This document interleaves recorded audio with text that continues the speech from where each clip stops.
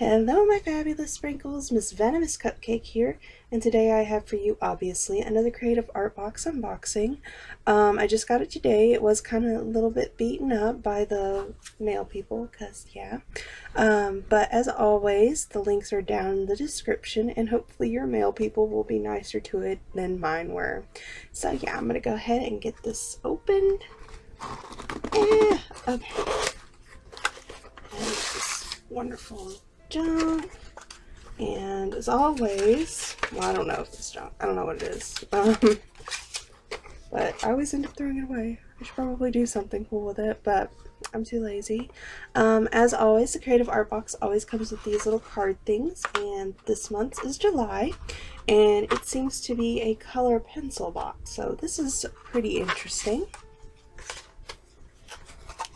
Which is fabulous. Well, interesting in the way that it is fabulous because I love color pencils. So, I'm sorry, green paper, you had to go. I could have just slipped it down and stuff. Alrighty, and I have some Prismacolor pencils. I have raspberry, grass green, mulberry, violet blue, this is probably my favorite color, clay rose, Spanish orange, and I also have a colorless blender. Ooh, it feels different from the ones I usually get. It's so shiny. Okay, a Sharpie pen, a sharpener. Ooh, this is a really cool little thing. And I think it's like a blue-purple, a blurple, which is kind of one of my favorite colors. So yeah, let's see. As always, the sticker, and it's so cute. And a kneaded eraser. Ooh, it's so tiny. This is useful. It will fit in my doodle thing, or my doodle bag, and a blending stump. So yeah, this is an amazing art box, as always. I love colored pencils, and I'm going to be so excited to create something for you guys with all these supplies. Hello, my fabulous sprinkles. Now we're going right into the drawing bit, or whatever. What you're seeing is me coloring a little line art that I created for the purposes of this review. And of course, as with the first review I did for the Creative Art Box, if you want to color this particular line art, there's a link in the description. Feel free to download it, color to your heart's content. Heck, color with me while you watch this video if you want. The drawing is basically of a Venus flytrap girl.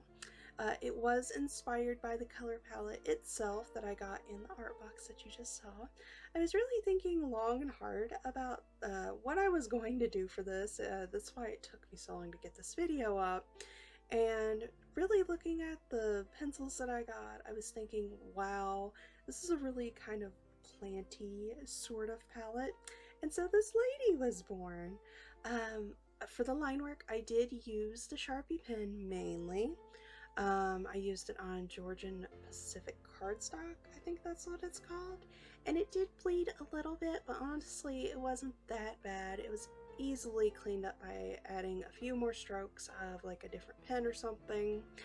And I'm pretty sure that I was the only one that really noticed that in the line art. So the Sharpie pen itself was about a 9 out of 10. I recommend drawing with it cautiously if you are a stickler about the bleeding.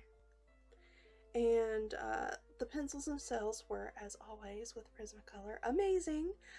If anything, this little art box palette challenge thing, whatever, sort of inspired me to do more of my color pencil pieces. My poor hands do not thank you, Creative Art Box, but my pencils will be used more, and they do thank you. As I said, with the line work bleeding, it also wasn't an issue because the pencils are sort of the pigment is very opaque, I guess that would be the term, and it goes over black lines noticeably. So yeah, the pencils were 10 out of 10, 10 out of 10. The leads did not break as I feared they would, so Creative Art Box, you really packaged that very well. And they are, as always, they're very easy to work with. It's like just butter. Now onto the sharpener and the kneaded eraser.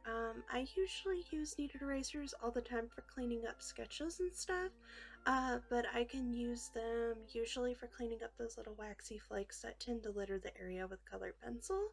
So you'll see me doing that here and there in the video. The sharpener, my goodness, that sharpener, I fell in love with it. I've never had a sharpener that made a sharp point on my pencils without breaking them first before, and it was amazing. You will see a lot of sharp points in this video, and that is because I really wanted to try and keep it that way so that you guys could see just how wonderful this Maped, I think that's how it's pronounced, sharpener was. The sharpener was a 20 out of 10, obviously. I really didn't use the stump or the blending pencil that much. I did use the blending pencil here and there to sort of take the color and move it out into the white areas to make a lighter version of that color. But if you color from darkest to lightest and you have more colors available, you really shouldn't need that colorless blender, but it is good to have for little palette challenges. And I think it does clean up the edges, but because of the waxy layer, it makes it a little harder to layer more color over it. So I would definitely recommend using this last, but from what I've used it, it is about a 8.5 out of 10. And I only rate it 8.5 because I really don't use that sort of pencil a lot, but I have like 4 or 5 of them just in case. Overall, this box was pretty fun. It got me back into color pencil, and I made a really cute Venus flytrap girl for you all. If you liked this video, please leave a like, a comment, and subscribe if you aren't already. If you want your own box, check out the links that I put down below. Tell them Miss Venomous Cupcake sent you, and print off that line art. It's free, and you get to color it however you want. As always, you are all amazing. I appreciate the support, and have a wonderful day. Bye!